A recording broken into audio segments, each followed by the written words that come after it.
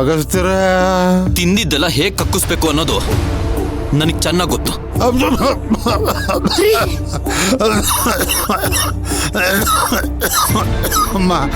ಚಿಕ್ಕಮ್ಮ, ಏನ್ ನೋಡ್ತಿದ್ದೀರಾ?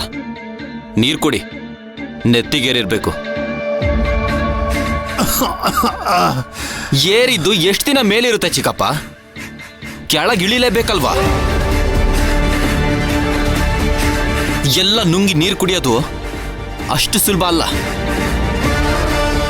ಊರಿನ ಜನಕ್ಕೆ ನನ್ನ ಬಗ್ಗೆ ಗೊತ್ತಾಗೋದ್ಕಿಂತ ನಿಮ್ಮ ಬಗ್ಗೆ ಗೊತ್ತಾದ್ರೆ ಏನಾಗುತ್ತೆ ಅಂತ ಯೋಚನೆ ಮಾಡಿದ್ದೀರಾ?